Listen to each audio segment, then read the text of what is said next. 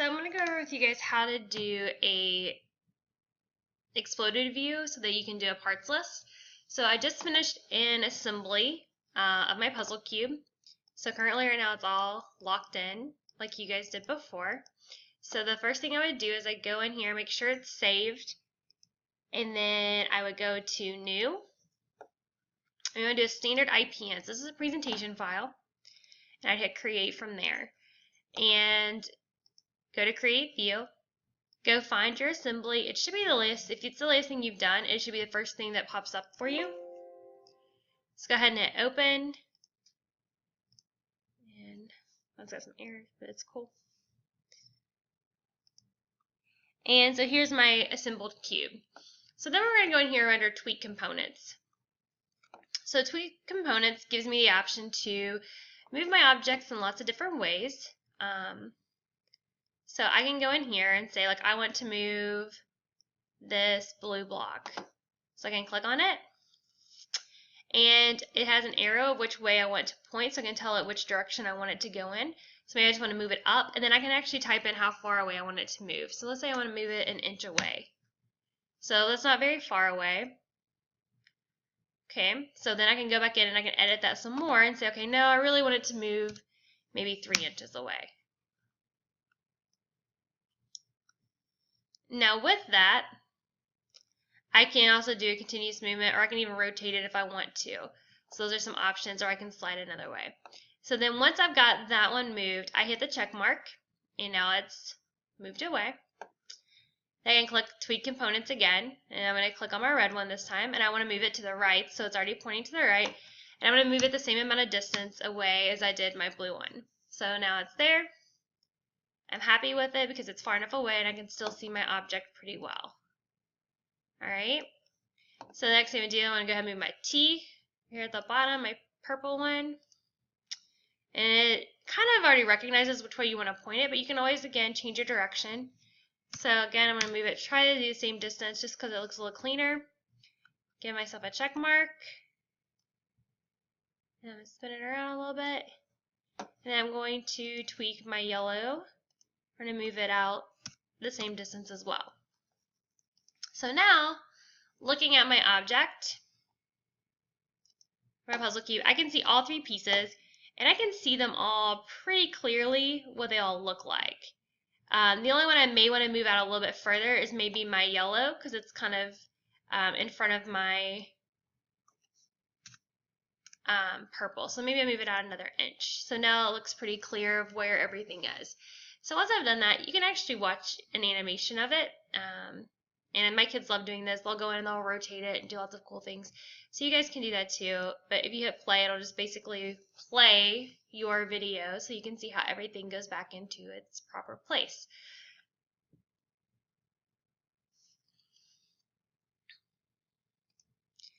So then you're going to go in here under your eye and you're going to save it. I usually call mine a presentation file or exploded view. That's actually what I usually do in class. Save it.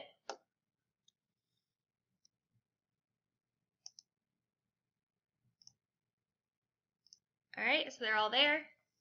Everything's saved. And then I'm going to go in here under my eye, and I'm going to go to a new drawing file.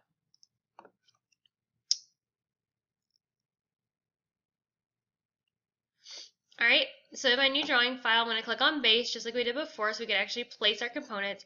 And this time, instead of doing a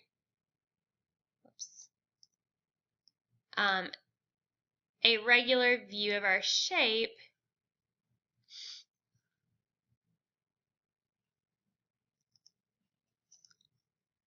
I'm going to do an exploded view. Okay, and we want to change our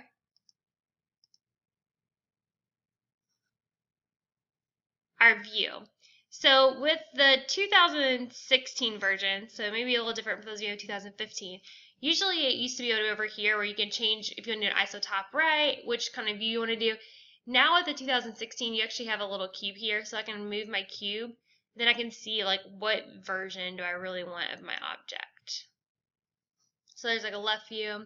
You definitely want it to be an ISO so you can actually see all of your pieces. So this is the one I actually like the best. So we're going to move it over here. I'm also going to place it in the middle. If it looks too small, you can always change your scale. So maybe I want to make it 2:1 so I can see them a little bit bigger. And hit OK. So the one thing I didn't do is I didn't color them. So if you forgot to color them, like I just did, you can right click on yours and click Edit View.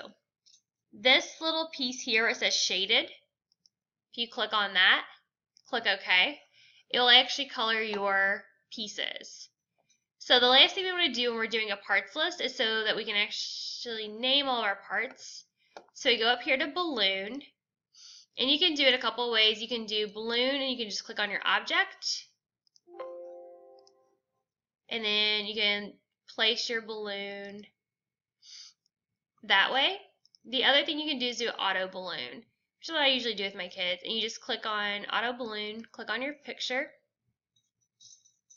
click Add Remove Components, click on all of your components. Alright. And then I usually tell mine to go around. And I select my placement. And when I do that, these little bubbles will appear. And I tell it to apply. Now the only bad about when you do the bubble or the auto, sometimes you have to kind of adjust it because your bubbles kind of go a little bit of everywhere. Like this one's way down here. So I'm just grabbing them in the corners and moving them where I want them. Alright. So now that I have all of them labeled, so they all have numbers. If I zoom in, you guys could see they all have different numbers. And then I just click on the word parts list. Again, this little red dotted line will pop up. I'll click it. And I just click OK. And then this piece right here will pop in, and then I have a parts list. So it'll tell me I have one blue part, one pink part, one purple, one red, one yellow. And you guys can change the scale of it too if you want to make it bigger. You can. So hopefully that helps you figure out how to make a parts list.